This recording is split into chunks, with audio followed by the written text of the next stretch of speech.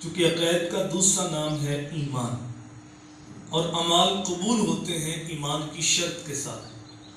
تو جب عقائد بگڑتے ہیں تو ایمان لٹ جاتا ہے۔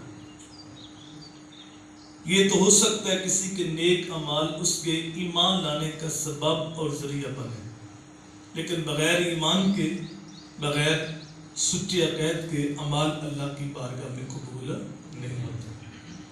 عرب کا مشہور شاعر فرزدق، اس کے دادا المجاشی رسول کریم صلی اللہ علیہ وسلم کی بارگاہ میں حاضر ہوئے۔ ایمان قبول کرنے کے بعد عرض کی بندہ نواز، میں نے اپنے قبیلے کی 70 بچیوں کو زندہ درگور ہونے سے بچایا ہے۔ میں شاعر تھا، نرم دل کا مالک تھا۔ جب کسی کے ہاں بیٹی پیدا ہوتی تو وہ اس کو زندہ درگور کرنے لگتا تو میں اس کے آگے جا کے ہاتھ جوڑ دیتا، اس کو نقدی پیسے دیتا، اس کی کفالت اپنے ذمہ لیتا۔ تو 70 بچیوں کو زندہ درگور ہونے سے میں نے بچایا ہے۔ یہ جو میں نے نیک عمل کیا زمانہ جاہلیت میں، تو کیا اس کا مجھے صلہ ملے گا؟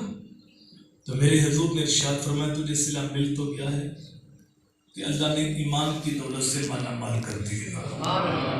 تو یہ ہو سکتا ہے کسی کے نیک اعمال اس کے ایمان لانے کا سبب اور ذریعہ بنے، لیکن بغیر ایمان کے اعمال اللہ کی بارگاہ میں قبول نہیں ہوتے۔ تو پہلی چیز ہے عقائد کا درست ہونا۔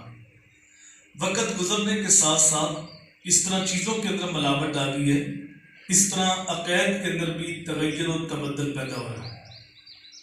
آئے دن کوئی نہ کوئی نیا فرقہ، آئے دن کوئی نہ کوئی نئی جماعت، آئے دن کوئی نہ کوئی نیا نظریہ متعارف کرایا جاتا ہے، لیکن سچے سچے عقائد وہی ہیں جو صحابہ، اہل بیت اور اولیاء اللہ کے عقائد ہیں۔ ان عقائد سے ہٹ کے اگر کوئی نئے عقائد متعارف کراتا ہے تو وہ عقائد کسی مومن کے عقائد نہیں ہو سکتے۔ دوسری چیز ہے عبادات۔ جو چیزیں اللہ نے فرض کی ہیں، واجب کی ہیں، ان کی پابندی۔ قرآن مجید میں ایمان کے بعد عامل صالحات کا تذکرہ بار بار آپ کو ملے گا۔ اور تیسری چیز ہے معاملات، حقوق العباد۔ اگر کوئی شخص عقائد بھی درست رکھتا ہے، عبادات بھی بجا لاتا ہے، لیکن وہ معاملات میں صحیح نہیں، حقوق العباد کا خیال نہیں کرتا، تو حدیث کی روح سے ایسا شخص جنت کے اندر نہیں جائے گا۔ شرک سب سے بڑا گناہ ہے۔ سب سے بڑا گناہ کیا ہے؟ بولیے کیا ہے؟ شرک۔ لیکن شرک توبہ سے معاف ہو جاتا ہے۔ ایک مشرک جب سچی توبہ کرتا ہے تو اس کی نئی زندگی شروع ہوتی ہے۔ تو شرک سب سے بڑا گناہ ہونے کے باوجود توبہ سے معاف ہو جاتا ہے، لیکن میرے بھائی کسی بندے کا مارا ہوا حق یہ توبہ سے بھی معاف نہیں ہوتا جب تک اس بندے سے معافی نہ مانگی جائے۔ تو حقوق العباد کا مسئلہ جتنا حساس مسئلہ ہے، آج اتنا ہی اس مسئلے سے ہم غافل ہیں۔ اور پھر یہ موضوع بڑا وسیع موضوع ہے۔ عامۃ المسلمین کے حقوق ہیں، ذمیوں کے حقوق ہیں، والدین کے حقوق ہیں، اولاد کے حقوق ہیں، میاں بیوی کے حقوق ہیں، ہمسایوں کے حقوق ہیں، مسافروں کے حقوق ہیں۔ یہ ایک لمبا موضوع ہے، لیکن حقوق العباد میں جو مقدم حق ہے وہ ذوی القربہ کا ہے، اور ذوی القربہ سے جو مقدم حق ہے جو خونی رشتہ رکھتے ہیں ان کا، اور خون کے رشتوں میں جو مقدم حق ہے وہ ماں باپ کا ہے۔ اس لیے اللہ تعالیٰ نے قرآن مجید میں ایک سے زائد مقامات پہ جہاں اپنی عبادت کا حکم دیا ہے، ساتھ ہی متصل والدین کے ساتھ اس نے سلوک کرنے کا حکم ارشاد فرمایا۔ کہیں فرمایا وَقَضَىٰ رَبُّكَ أَلَّا تَعْبُدُوا إِلَّا إِيَّاهُ وَبِالْوَالِدَيْنِ إِحْسَانًا، اور یہاں فرمایا وَاعْبُدُوا اللَّهَ وَلَا تُشْرِكُوا بِهِ شَيْئًا وَبِالْوَالِدَيْنِ إِحْسَانًا۔ اپنی عبادت کے متصل بات، والدین کے ساتھ اس نے سلوک کرنے کا حکم دیا۔ ایک صحابی حضور کی بارگاہ میں حاضر ہو کے پوچھتے ہیں آقا حسن سلوک کا زیادہ حقدار کون ہے؟ قال امک، فرمایا تیری والدہ۔ قال ثم من، آقا پھر کون؟ قال امک، پھر فرمایا تیری والدہ۔ قال ثم من، تیسری بار پھر پوچھا، تیسری بار بھی میرے حضور نے ماں کا نام لیا۔ چوتھی بار صحابی نے پھر پوچھا ثم من، قال ابوک، فرمایا تیرا باپ۔ 3 مرتبہ ماں کا نام لیا اور چوتھی مرتبہ باپ کا نام لیا۔ علماء فرماتے ہیں اشارہ اس بات کی طرف ہے کہ ماں بچے کی پیدائش اور تربیت میں 3 اضافی مشقتیں اٹھاتی ہے۔ باپ نے ایک مشقت اٹھائی تربیت کی تو ساتھ ماں بھی شامل تھی، لیکن ماں نے 3 اضافی مشقتیں اٹھائی۔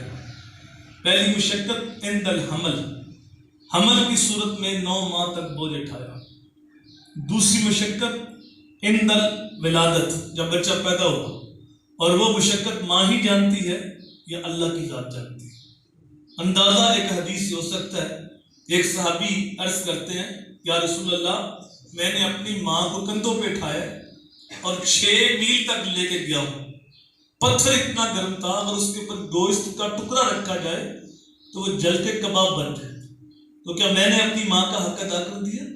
تو میرے حضور نے فرمایا خدا کے بندے، جب تو پیدا ہوا تھا اس وقت جو درد کے جھٹکے تیری ماں نے سہے تھے، ابھی تو ایک جھٹکے کا حق بھی ادا نہیں ہوا۔ تو دوسری تکلیف ماں وہ برداشت کرتی ہے، اور تیسری تکلیف 2 سال تک اسے اپنا دودھ پلاتی ہے۔ اس لیے ماں کا حق 3 بار اور باپ کا حق 1 بار۔ علماء نے ضابطہ یہ مقرر کیا ہے کہ اولاد کو چاہیے کہ خدمت میں ماں کو ترجیح دیں، لیکن حکم میں باپ کو ترجیح دیں۔ باہر سے کوئی چیز لے کے آیا تو پہلے ماں کو پیش کریں، پاؤں دبانے ہیں تو پہلے ماں کے دبائیں۔ لیکن گھر میں کوئی بات ہوگی، ماں کہتی ہے ایسے کرنا ہے، باپ کہتا ہے ایسے کرنا ہے، دونوں کی باتیں مختلف ہیں، کس کی بات مانے؟ اس وقت باپ کی بات مانے، کیونکہ الرجال قوامون علی النساء، گھر کا حاکم ماں نہیں، گھر کا حاکم باپ ہے۔ تو خدمت میں ماں کو ترجیح دی جائے لیکن حکم میں باپ کو ترجیح دی جائے۔ ایسے ماں باپ کو چاہیے کہ اولاد کو ایسی مشقت میں نہ ڈالے۔ ایک محدث کہتے ہیں 30 سال ہو گئے میں نے اپنی اولاد کو کبھی کوئی حکم نہیں دیا اس ڈر سے کہیں وہ میری نافرمانی کر کے اللہ کی رحمتوں سے محروم نہ ہو جائے۔